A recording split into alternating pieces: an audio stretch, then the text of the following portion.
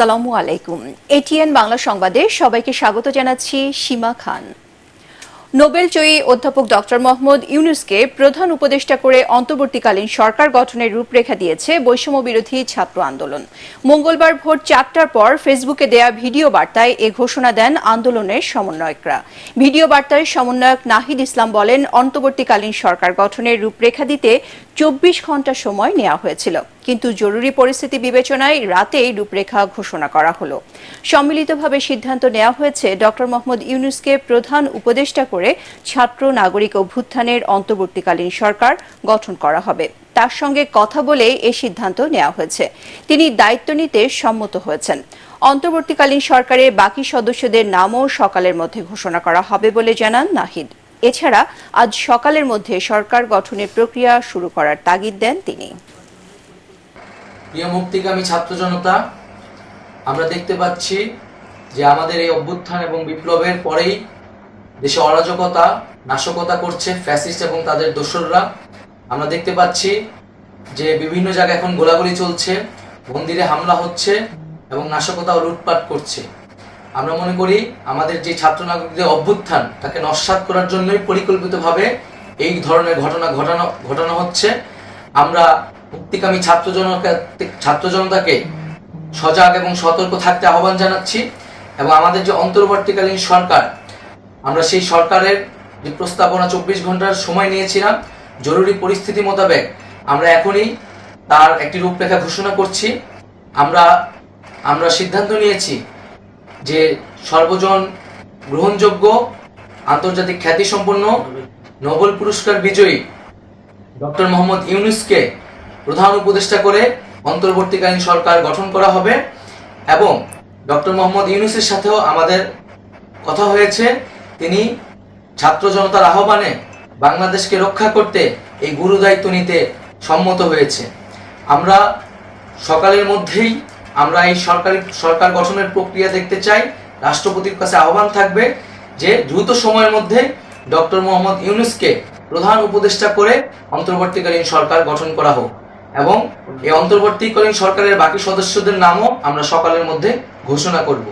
প্রিয় বন্ধুগণ, দেশে যে অরাজকতা চলছে, মানুষের জীবনের নিরাপত্তাহীনতা চলছে, সেজন্য আমরা রাষ্ট্রপতির কাছে আহ্বান জানাচ্ছি দেশে আইন শৃঙ্খলা পরিবেশ ফিরিয়ে আনার জন্য দ্রুত সময়ের মধ্যে কার্যকর ব্যবস্থা নিতে হবে এবং আইন শৃঙ্খলা বাহিনীকে সহযোগিতা করার জন্য মুক্তিকামী ছাত্র জনতাও রাজপথে থাকবে এবং অন্তর্বর্তীকালীন সরকার গঠন না হওয়া পর্যন্ত মুক্তিকামী ছাত্র জনতাকে রাজপথে থেকে তাদের যে অভ্যুত্থান, সেই অভ্যুত্থানকে রক্ষা করতে হবে। প্রিয় বন্ধুগণ, আমরা রক্ত দিয়েছি, শহীদ হয়েছি। আমাদের যে প্রতিশ্রুতি একটি নতুন বাংলাদেশ গঠন করার জন্য, সেটিকে আমাদের অবশ্যই বাস্তবায়ন করতে হবে এবং অবশ্যই ছাত্র জনতার প্রস্তাবিত সরকার বাদে কোনো ধরনের সরকার কিন্তু মেনে নেওয়া হবে না। আমরা বলেছি কোনো ধরনের সেনাশাসিত সরকার অথবা সেনা সমর্থিত সরকার অথবা এই ফ্যাসিস্টদের দোসরদের কোনো বি টিম সরকার কিন্তু আমরা মেনে নিব না। কোনো গণবিরোধী সরকারকে মেনে নেওয়া হবে না। ছাত্র জনতার অভ্যুত্থানকারী যে প্রস্তাবিত সরকার, অন্তর্বর্তীকালীন সরকার, যেটা আমরা সিদ্ধান্ত উপনীত হয়েছি ডক্টর মোহাম্মদ ইউনূসকে প্রধান উপদেষ্টা করে এই সরকার গঠন করা হবে, সেই সরকারকেই বাস্তবায়ন করতে হবে অবিলম্বে। আগামীকাল সকাল থেকে সকলকে আহ্বান জানাচ্ছি রাজপথে থাকার জন্য এবং আমাদের যেই সাম্প্রদায়িক সম্প্রীতি এবং রাষ্ট্রীয় সম্পদ রক্ষা কমিটির ঘোষণা হয়েছে বৈষম্য বিরোধী ছাত্র আন্দোলনের নেতৃত্বে, সকল পাড়ায় পাড়ায় এলাকায় এলাকায় সেই কমিটি পাহারায় থাকবে। আমাদের সংখ্যালঘু কমিউনিটিকে আমাদের রক্ষা করতে হবে, রাষ্ট্রীয় সম্পদ এবং এই দেশকে রক্ষা করতে হবে আমাদের। প্রধানমন্ত্রী পদ থেকে শেখ হাসিনা ইস্তফা দেওয়ার পর বাংলাদেশ মুক্ত হয়েছে বলে মন্তব্য করেছেন নোবেলজয়ী ডক্টর মোহাম্মদ ইউনূস। তিনি বলেছেন, দেশ জুড়ে মানুষ উদযাপন করছে, তারা যেন দ্বিতীয় স্বাধীনতা পেয়েছে। ভারতীয় সংবাদ মাধ্যম দ্য প্রিন্টের সঙ্গে সোমবার এক আলাপচারিতায় এসব কথা বলেন ডক্টর ইউনূস। তিনি বলেন, শেখ হাসিনা যতদিন ক্ষমতায় ছিলেন ততদিন আমাদের দেশ দখলকৃত ছিল। তিনি দখলদার শক্তি একজন স্বৈরশাসক জেনারেলের মতো আচরণ করছিলেন, সবকিছু নিয়ন্ত্রণ করছিলেন। আজ বাংলাদেশের সব মানুষ নিজেদের স্বাধীন মনে করছে। এটা বাংলাদেশের মানুষের জন্য দ্বিতীয় স্বাধীনতার মতো মন্তব্য করেন ইউনূস। আলাপচারিতায় সক্রিয় রাজনীতিতে যুক্ত থাকার কথা উড়িয়ে দেন ডক্টর ইউনূস। তিনি বলেন, রাজনীতিতে যুক্ত হওয়ার মতো মানুষ আমি না। অনতিবিলম্বে সংসদ বিলুপ্ত করে দ্রুত সময়ের মধ্যে নির্বাচন অনুষ্ঠানের কথা জানিয়েছেন রাষ্ট্রপতি মোহাম্মদ শাহাবুদ্দিন। সোমবার রাতে জাতির উদ্দেশ্যে দেয়া ভাষণে তিনি বলেন, দেশের সংবিধান অনুযায়ী অনতিবিলম্বে বর্তমান সংসদ বিলুপ্ত করা হবে। দেশের সকল অফিস আদালত আজ থেকে স্বাভাবিকভাবে চলবে বলে জানান রাষ্ট্রপতি। রাষ্ট্রপতি বলেন, একটি অন্তর্বর্তীকালীন সরকার গঠনের সিদ্ধান্ত নেওয়া হয়েছে। সকল দলের সাথে আলোচনা করে যত দ্রুত সম্ভব অন্তর্বর্তীকালীন সরকার গঠন করা হবে। সেই সরকার নির্বাচনের ব্যবস্থা করবে। এ সময় পারস্পরিক হিংসা বিদ্বেষ ভুলে ও প্রতিহিংসার ঊর্ধ্বে উঠে দেশকে এগিয়ে নিতে নিজ নিজ অবস্থান থেকে ভূমিকা রাখার জন্য দেশবাসীর প্রতি অনুরোধ জানান রাষ্ট্রপতি। এর আগে রাষ্ট্রপতির সাথে কথা বলতে সন্ধ্যায় বঙ্গভবনে যান সেনাপ্রধান জেনারেল ওয়াকারুজ্জামান। তার সাথে হাজার হাজার উৎফুল্ল ছাত্র জনতাও বঙ্গভবন অভিমুখে যায়। একটি অন্তর্বর্তীকালীন সরকার গঠনের সিদ্ধান্ত নেওয়া হয়। সকল দল ও অংশীজনদের সাথে আলোচনা করে গঠিত অন্তর্বর্তীকালীন সরকার যত দ্রুত সম্ভব নির্বাচনের ব্যবস্থা করবে। বৈষম্য বিরোধী ছাত্র আন্দোলন ও বিভিন্ন মিথ্যা মামলায় আটক সহ সকল বন্দীদের মুক্তি দেওয়া হবে। বৈষম্য বিরোধী ছাত্র আন্দোলনের নিহতদের পরিবারদের ক্ষতিপূরণ প্রদান ও আহতদের সুচিকিৎসার প্রয়োজনীয় সকল সহায়তা দেওয়া হবে। সর্বসম্মতিক্রমে বিএনপির চেয়ারপারসন বেগম খালেদা জিয়াকে মুক্তি দেওয়ার সিদ্ধান্ত নেওয়া হয়।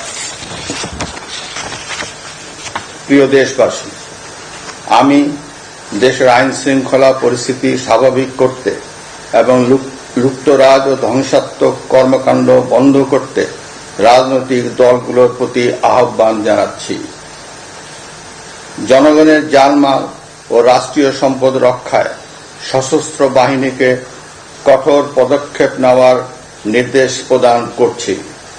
সাম্প্রদায়িক সম্প্রীতি ও সংখ্যালঘুদের নিরাপত্তা নিশ্চিত করতে এবং সরকারি সম্পত্তি রক্ষায় সকলকে এগিয়ে আসার আহ্বান জানাচ্ছি। দেশের অর্থনীতি, প্রশাসন ও শিল্প কল কারখানা চালু রাখার লক্ষ্যে সকলকে কার্যকর ভূমিকা রাখার আহ্বান জানাই।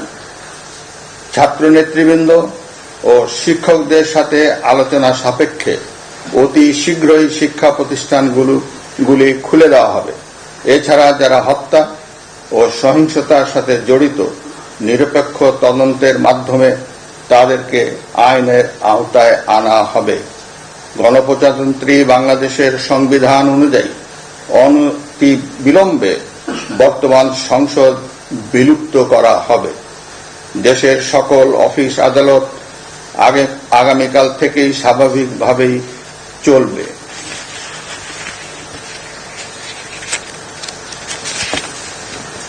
প্রিয় দেশবাসী, আসুন আমরা দেশকে বাঁচাতে একযোগে কাজ করি। পারস্পরিক হিংসা বিদ্বেষ ভুলে ও প্রতিহিংসার ঊর্ধ্বে উঠে দেশকে এগিয়ে নিতে নিজ নিজ অবস্থান থেকে ভূমিকা রাখার জন্য আমি বিনয়ের সাথে আপনাদের প্রতি অনুরোধ করছি। একটি সুন্দর ও সোনালী ভবিষ্যতের প্রত্যাশায় আমরা এগিয়ে যাব ইনশাআল্লাহ। মহান আল্লাহ আমাদের সহায় হন। খোদা হাফেজ। বাংলাদেশ চিরজীবী হোক। শেখ হাসিনার পদত্যাগ ও দেশত্যাগের পর বাংলাদেশে অন্তর্বর্তীকালীন সরকার গঠনের ঘোষণাকে স্বাগত জানিয়েছে মার্কিন যুক্তরাষ্ট্র। দেশটির পররাষ্ট্র দপ্তরের মুখপাত্র ম্যাথিউ মিলার জানিয়েছেন, যুক্তরাষ্ট্র যে কোনো পরিস্থিতিতে বাংলাদেশের জনগণের সাথে থাকবে। সহিংসতা, লুটতরাজ ও হানাহানি পরিহার করে সব পক্ষকে শান্ত থাকতেও অনুরোধ জানান মিলার। এছাড়াও বাংলাদেশে মানবাধিকার লঙ্ঘন এবং হতাহতের ঘটনায় গভীর দুঃখ প্রকাশ করেছে যুক্তরাষ্ট্র।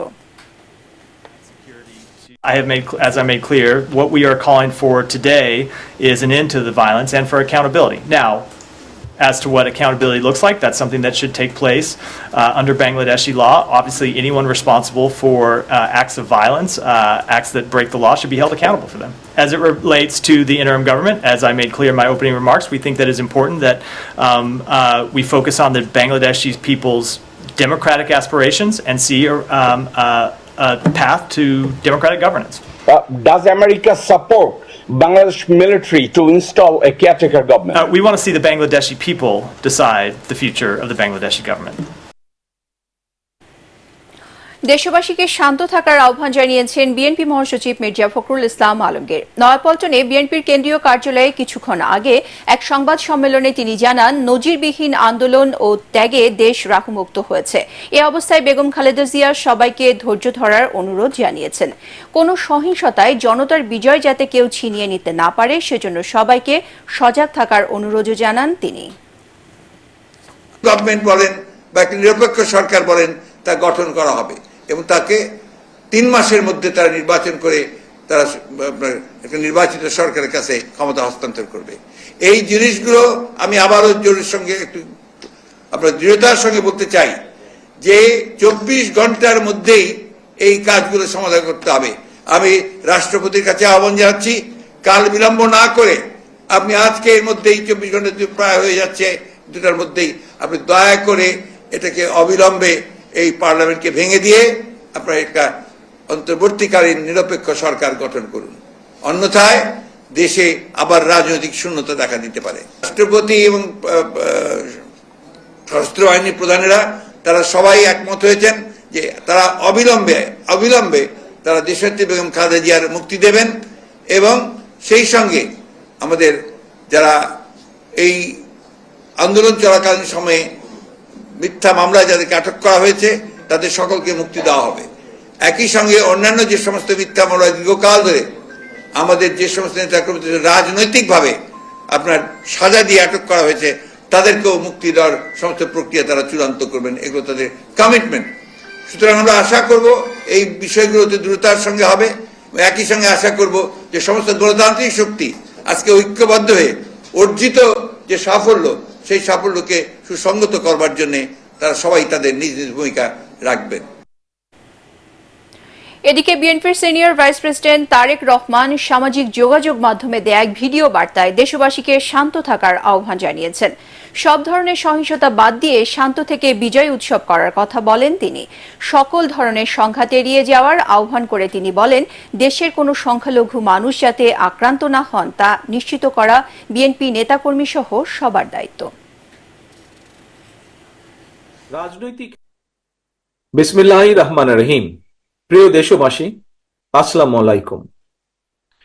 বিনা ভোটে ক্ষমতায় থাকার জন্য খুনি হাসিনা গত 15 বছরে হাজারো মানুষকে গুম, খুন, অপহরণ করেছে। হামলা চালিয়ে মিথ্যে মামলা দিয়ে লক্ষ লক্ষ মানুষকে করেছে ঘরছাড়া। রাজনৈতিক উদ্দেশ্য প্রণোদিত মামলায় হাজার হাজার মানুষকে বছরের পর বছর ধরে কারাগারেই জীবনের সোনালী সময়গুলো কাটাতে বাধ্য করেছে। খুনি হাসিনার অত্যাচার, নির্যাতনে, নিপীড়নে দেশের গণতান্ত্রিকামী মানুষ ক্ষুব্ধ, বিক্ষুব্ধ এবং এ কারণেই গণ আন্দোলনের মুখে খুনি হাসিনা পালানোর পর নির্যাতিত নিপীড়িতদের কারো কারো হয়তো আচরণে হয়তোবা ক্ষোভের মারাত্মক বহিঃপ্রকাশ ঘটেছে। প্রিয় দেশবাসী, গণহত্যাকারী খুনি হাসিনা পদত্যাগ করে পালানোর পর আমি তাৎক্ষণিকভাবে দেওয়া একটি বক্তব্যে সবার কাছে আহ্বান জানিয়ে বলেছিলাম, বিজয়ের কাছে পরাজিতরা নিরাপদ থাকলে বিজয়ের আনন্দ মহিমান্বিত হয়। তবে আমি খবর পেয়েছি দেশের কোনো জায়গায় কিছু কিছু অনাকাঙ্ক্ষিত ঘটনা ঘটেছে। এ প্রসঙ্গে আমি আবারও আপনাদের কাছে বিনীত আহ্বান রেখে বলতে চাই, ধর্মীয় কিংবা রাজনৈতিক কারণে কোনো ব্যক্তি বা গোষ্ঠীর প্রতি প্রতিশোধ কিংবা প্রতিহিংসা পরায়ণ হবেন না। বিশেষ করে সংখ্যালঘু জনগোষ্ঠী কোনোভাবেই যেন হেনস্থার শিকার না হন, সেটি নিশ্চিত করা আপনার আমাদের সবার দায়িত্ব। কোন ধর্মীয় উপাসনালয় ক্ষোভের বহিঃপ্রকাশ ঘটাবেন না। খুনি হাসিনা তার দলীয় এবং ব্যক্তি স্বার্থে রাষ্ট্র এবং সমাজে মানুষে মানুষে ঘৃণা, হিংসা, বিভেদ ছড়িয়েছে। তবে আমার বক্তব্য স্পষ্ট, কাউকে সংখ্যালঘু হিসাবে বিবেচনা করার প্রয়োজন নেই। বাংলাদেশে মুসলমান, হিন্দু, বৌদ্ধ, খ্রিস্টান, বিশ্বাসী কিংবা অবিশ্বাসী কেউ সংখ্যালঘু নন, বরং আমাদের একটি পরিচয়, আমরা সকলে বাংলাদেশী। সুতরাং ব্যক্তি হিসাবে কারো প্রতি কোনো ক্ষোভ থাকলে প্রয়োজনে আইনগত পদক্ষেপ নিন, কিন্তু দয়া করে আপনারা কেউ নিজ হাতে আইন তুলে নেবেন না। অন্যকে নিরাপদ রাখুন, নিজেকেও নিরাপদ রাখুন। নিজের মহত্ব দিয়ে প্রমাণ করুন আপনি আওয়ামী লীগ নন, বরং আপনি একজন মানুষ। প্রিয় দেশবাসী, ভাই বোনেরা, আরেকটি বিষয়ে আমি আপনাদের দৃষ্টি আকর্ষণ করতে চাই। আইন শৃঙ্খলা বাহিনীর কোনো সদস্যের প্রতি কারো কোনো প্রতি ক্ষোভ থাকলেও নিজেরা প্রতিশোধ গ্রহণ করবেন না। আইন শৃঙ্খলা বাহিনী কিংবা জনপ্রশাসনের কেউ অন্যায় করে থাকলে রাষ্ট্রের প্রচলিত আইন অনুযায়ী তাদের বিরুদ্ধে ব্যবস্থা গ্রহণ করা হবে। দেশে কোনো সরকারি কিংবা বেসরকারি প্রতিষ্ঠান কিংবা বিদেশের দূতাবাসগুলো নিরাপদ রাখা আপনার, আমাদের সকলের কর্তব্য, সকলের দায়িত্ব। খুনি হাসিনা এতদিন এসব প্রতিষ্ঠান তার পারিবারিক প্রতিষ্ঠানের মতন ব্যবহার করলেও এগুলো জনগণের সম্পদ, এগুলো রাষ্ট্রীয় সম্পদ, কারো ব্যক্তিগত কোনো সম্পদ নয় এগুলো। প্রিয় ভাই বোনেরা, প্রিয় দেশবাসী, সবশেষে আমি আবারও আপনাদের কাছে বলবো, কোন অপশক্তি যাতে ছাত্র জনতার সফল বিপ্লবকে লক্ষ্যচ্যুত করার সুযোগ নিতে না পারে, এই জন্য আমাদের প্রত্যেকটি মানুষকে অত্যন্ত সতর্ক এবং সজাগ থাকতে হবে।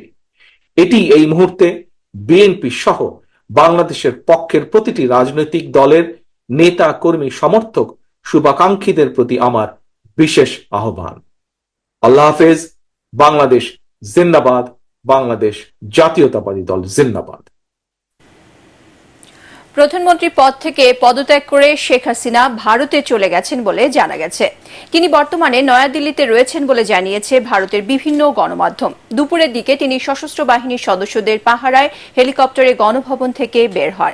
এরপর হেলিকপ্টারে দেশ ছেড়ে প্রথমে আগরতলা, পরে উত্তরপ্রদেশের গাজিয়াবাদ হিন্দন এয়ার বেসে নামেন।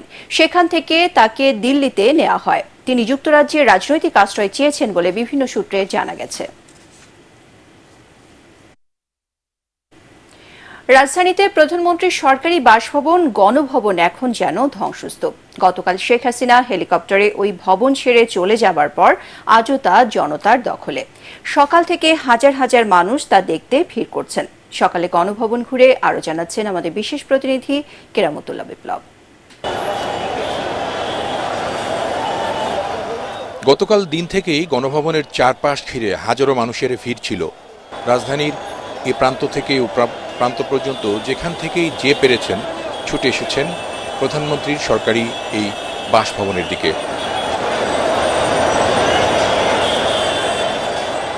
এক পর্যায়ে বিকেলের দিকে এই ভবন ঘিরে চারপাশে লাখো মানুষ অবস্থান নেন।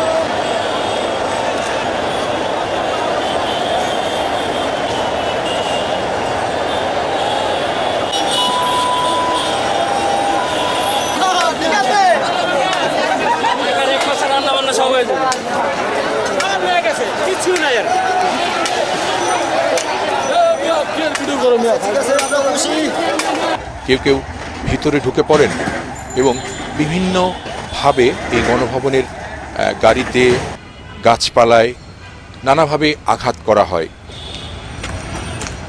আপনারা দেখতে পাচ্ছেন যে একটি গাড়ি পড়ে আছে গণভবন চত্বরে এবং এই গাড়িটি পুড়িয়ে দেওয়া হচ্ছে। বিভিন্নভাবে গণভবনের দেয়ালে নানা রকমের গ্রাফিতি করেছে কেউ কেউ। গণভবনের চারদিকে এখনও ছড়িয়ে আছে নানা রকমের ধ্বংসস্তূপ।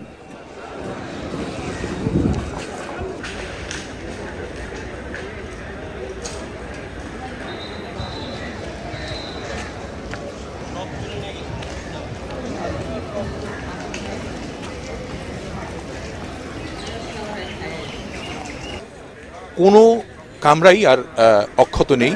গণভবনের ভেতরে সকাল থেকেই অনেকে ঢুকেছেন, কেউ কেউ ঘুরে ঘুরে দেখছেন, মোবাইল ফোনে লাইভ করছেন, কেউ কেউ বাচ্চা নিয়ে এসছেন। আশেপাশের বাসা থেকে অনেক নারীরা এখানে এসছেন। সেখানে গণভবনে প্রধানমন্ত্রীর রান্নাঘর, শোবার ঘর, বারান্দা এবং সব জায়গাগুলো তারা ঘুরে ঘুরে দেখছিলেন, আমরা দেখলাম।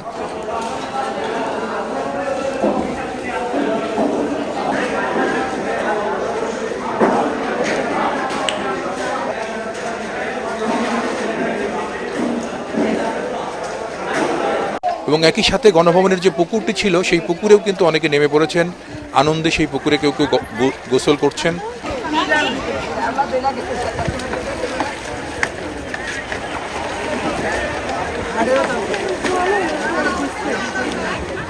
এই গণভবনের বিভিন্ন আসবাবপত্র বাইরে নিয়ে আসা হয়েছে এবং প্রাচীরগুলো ভাঙা ছিল, সেই প্রাচীর দিয়েও কিন্তু অনেকে সেখানে ঢুকছিলেন।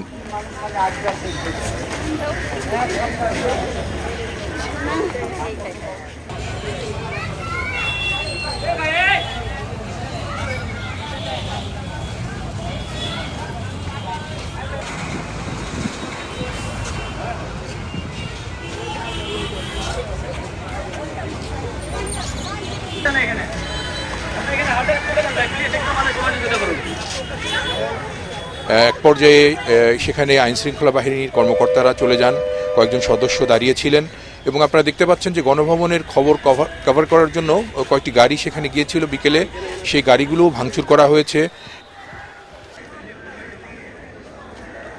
এবং আসবাবপত্রগুলো ভেঙে চুরে গণভবনের গেটের সামনে এবং দেয়াল ভেঙে তার সামনেও এনে রাখা হয়েছে অনেক কিছু। তো এই পরিস্থিতি দেখে আসলে বোঝার উপায় নেই যে এটি রাষ্ট্রের সর্বোচ্চ কারো বাসভবন।